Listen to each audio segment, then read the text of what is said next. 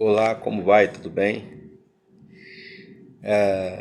Como eu estou nessa empreitada de compartilhar alguns artigos, alguns comentários bíblicos meus, escritos por mim, que Deus me deu, né?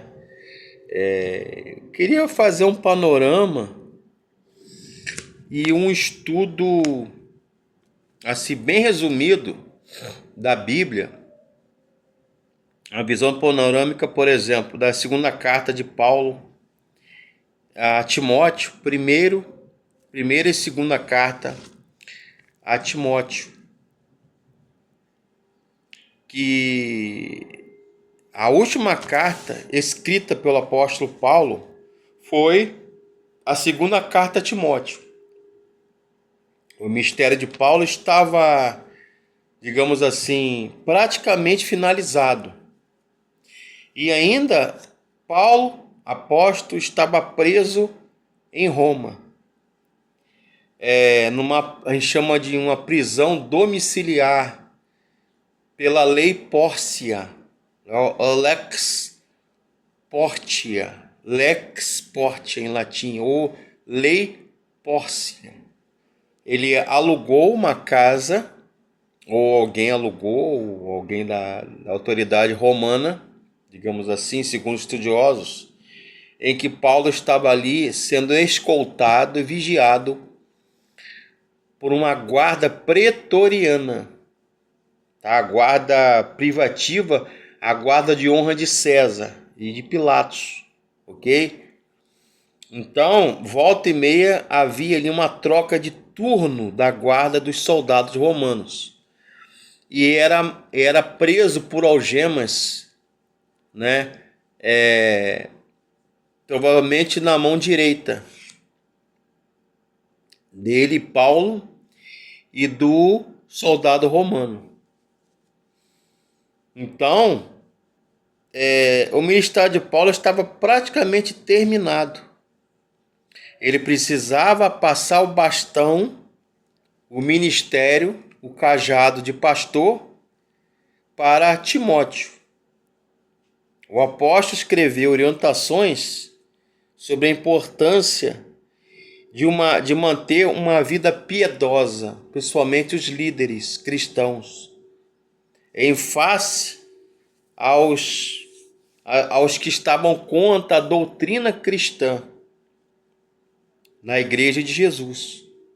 A despeito das desoladoras circunstâncias de Paulo, esta carta de Paulo a Timóteo é uma carta de encorajamento, em que Paulo estimula Timóteo a permanecer firme no cumprimento da tarefa que foi designada por ele. Paulo chama Timóteo de bom soldado de Cristo, 2 Timóteo 2:3. E é um grupo de cartas chamada de carta pastoral na prisão de Roma. E o versículo-chave é 2 Timóteo 4, versículo 2. E a expressão-chave é o bom combate. Né? Bati o bom combate, completei a carreira, terminei a carreira e guardei o quê? Pistis, fide, guardei a fé. Paulo apela para o jovem pastor Timóteo, seu aluno, seu discípulo, para que se mantenha fiel ao ministério de Cristo, defendendo, ou seja, fazendo uma apologia à sã doutrina. Paulo sabia que a sua morte estava próxima, como está lá em 2 Timóteo 4:6. Pois a última prisão foi bem diferente das outras. Ele foi preso de repente e não houve tempo de vestir a capa e ficou ali na casa de Carpo, em Troade, e ao se reunir, preciosos, né, pergaminhos, segundo Timóteo 4:13, ou seja, os textos. Na primeira prisão, deixaram uma casa alugada, com certa liberdade, Atos 28, de 30 a 31. E na última prisão ficou em cárcere, incomunicável, preso, enquanto antes tinha tido grande número de amigos ao redor. Agora o apóstolo Paulo estava só. 2 Timóteo 4, de 10 a 12. E a finalidade? O apóstolo Paulo desejava ver o seu filho na fé e amado, antes de morrer, e pediu que viesse trazendo também João Marcos, 2 Timóteo 4:11. E as coisas que ele havia deixado. Nós vemos e notamos na leitura da carta a coragem e a esperança do apóstolo Paulo. Mesmo em condições tão tristes, sua maior preocupação era conservar a pura mensagem de salvação, plano de salvação. Até o fim, Paulo ficou firme na fé. E por isso estimulou a Timóteo, seu discípulo, a continuar a obra de Cristo. O bom combate mencionado por Paulo na primeira carta foi reafirmado na segunda carta, 1 Timóteo 1:18, 6:12 e 2 Timóteo 4, versículo 7. Paulo encorajou a Timóteo, no poder do Espírito Santo, a lutar em defesa da fé com ele. Aí chama de luta, soldado, atleta, obreiro, utensílio, servo, lavrador ou agricultor. E ele estimula a combater o bom combate, completar a carreira e guardar a sua fé. No que e em quem? Em Jesus e no Evangelho. E a tríade, digamos assim, o tríplice ensino, a tríade ministerial da carta apostólica pastoral paulina é discipulado, segundo lugar, dedicação, terceiro lugar, diligência. 2 Timóteo 2:2, 2:13 e 2:15. Timóteo fora preparado por Paulo para o bom combate. Um trabalhador incansável e irrepreensível, aprovado por Deus. Um servo apto para instruir, não em contendas, mas em mansidão. Um crente iluminado, habilitado pela palavra de Deus, e um pregador bem equipado,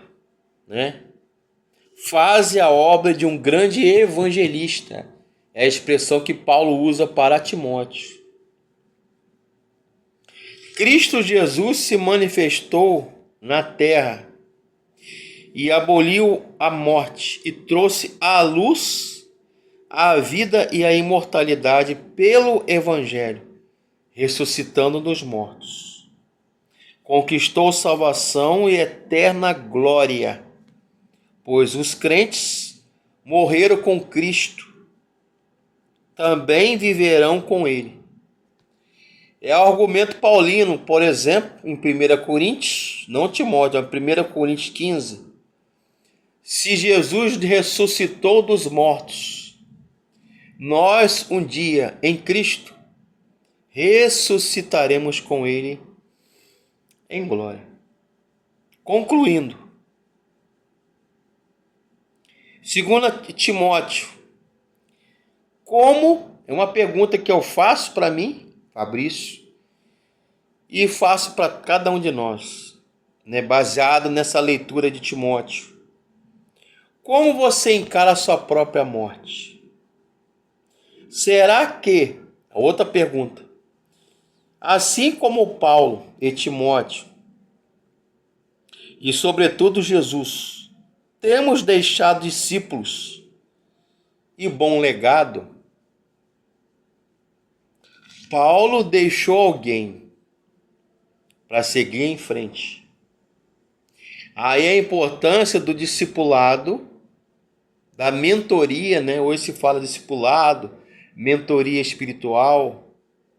Paulo deixou Timóteo, Barnabé, Timóteo, Tito, né? Silas ou Silvano, para que continuasse o ministério. O apóstolo Paulo combateu o bom combate de cabeça erguida, sem se envergonhar do evangelho. Romanos 1,16. Porque o evangelho é o poder de Deus para todo aquele que crê, primeiro do judeu, depois do grego. E não me envergonhe do evangelho, porque é o poder de Deus para todo aquele que crê. Mesmo diante do perigo de morte. Esse foi o legado que Paulo deixou a Timóteo e os demais discípulos, convidando a partilhar desse combate. Será que eu, Fabrício, Barreto Gonçalves e vocês temos ganhado almas, temos sido exemplo, né, para as pessoas e não nos envergonhar de nosso Senhor e partirmos para o bom combate da fé? Eu, de certa maneira, quem sou eu? Fiz alguns discípulos ao longo da minha fé cristã. Deixei em São Gonçalo, deixei em Niterói. Não só a sã doutrina para batizar, aqui em Campos também, na classe de batismo, na época do saudoso pastor Salvador Mendes, no início da chegada do pastor Charles, nosso presidente, na nossa igreja aqui, Batista Rio de Vida.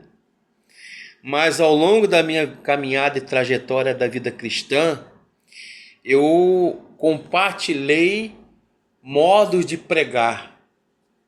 Ensinei como elaborar um sermão, pregação, um esboço de sermão, uma aula, uma exegese, uma hermenêutica, uma pregação, não só teológica, bíblica, mas filosófica. Ao longo da minha fé de mais de 30 anos de vida cristã, muito pouco, é verdade, né? Alunos, alunas, mini seminários, estudos da Bíblia, tenho compartilhado também as cartas paulinas, as 13 cartas de Paulo também, eu comentei, escrevi e compartilhei com algumas pessoas. Mas eu, que de fato eu, enquanto crente, eu tenho deixado e preparado pessoas para quando for a minha partida, quando Jesus me chamar, me convocar para as mansões celestiais, eu tenho deixado pessoas sobre a minha responsabilidade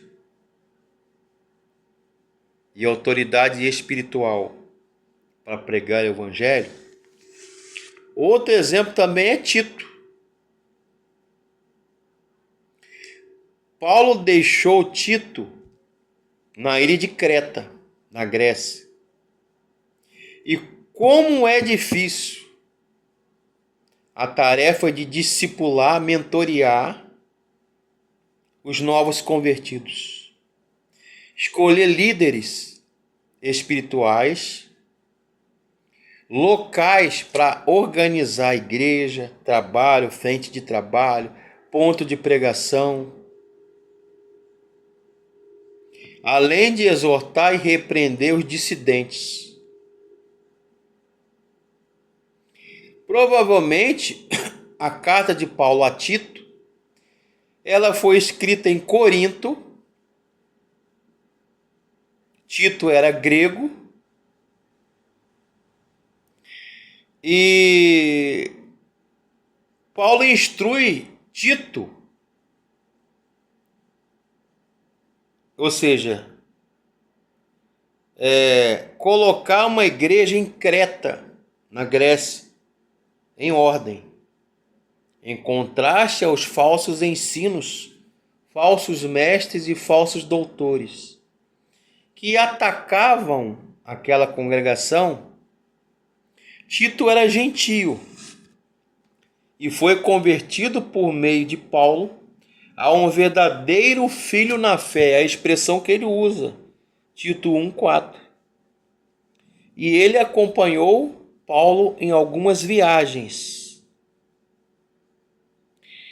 com as tarefas mais difíceis, né? E ajudar Paulo a levar as ofertas aos pobres da igreja de Jerusalém, a igreja mãe. Então, não era tarefa fácil. É um tom enérgico. A carta de Paulo a Tito, enfim, ela nos ensina que nós precisamos entender a necessidade de organizarmos, ensinarmos e um dever de colocar pessoas no padrão moral, espiritual, de santidade, de ética, bíblico cristão. Porque havia muitos falsos mestres, como existe hoje, né? Enganadores, impuros, abomináveis, desobedientes, falsos mestres, falsas doutrinas, falsos ensinos.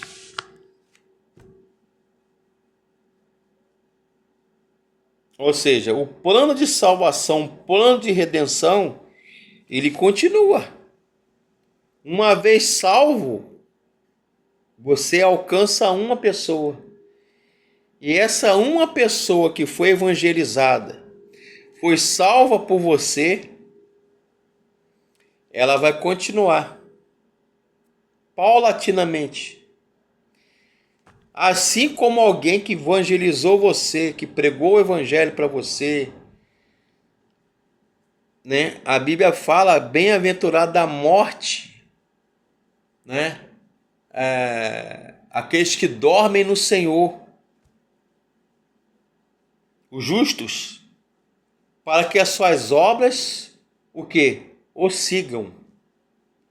Então, aquelas pessoas que no começo do evangelho, que pregaram o evangelho para você, que te evangelizaram, que deram as noções basilares, elementares, nos rudimentos, né, que é o grego do Novo Testamento chama de stoicheion, quer dizer, a sã doutrina, os mandamentos, os rudimentos.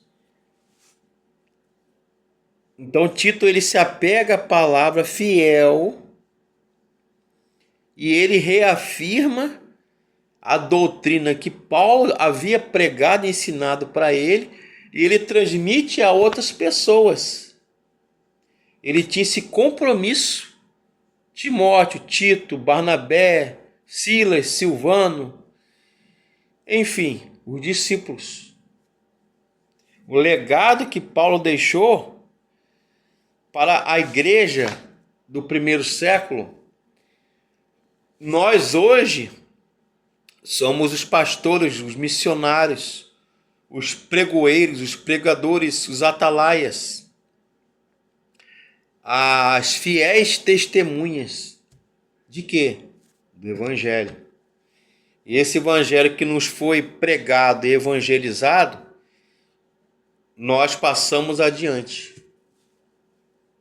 Essa obra maravilhosa de pregar o evangelho, de ensinar, não é o que eu estou fazendo agora, compartilhando com vocês todo o cabedal de conhecimento que eu adquiri há mais de 30 anos estudando a Bíblia, a religião, a teologia. Eu estou passando adiante o que eu aprendi. É o que Paulo fazia, né? Em toda a vida, a gente tem que passar os bons exemplos, as boas ideias para frente, para as gerações que estão vindo depois. É o nosso compromisso com Deus. Não é esse que a Bíblia fala em Atos 1:8? O que diz Atos 1:8 no Novo Testamento? Semeeis testemunhas, tanto em Jerusalém, Judeia, Samaria e até os confins da terra. Mas recebereis poder que há de vir sobre vós, e semeeis testemunhas, tanto em Jerusalém, Judeia, Samaria e até os confins da terra. Atos dos Apóstolos 1, versículo 8. Então, a gente tem que ser testemunha. Testemunha de quê? De transformação, de renovo, de vida nova, de salvação. E passar às gerações futuras. É o que Paulo fazia, Timóteo, Tito, Barnabé, Silas, Silvano e os demais apóstolos. Ok?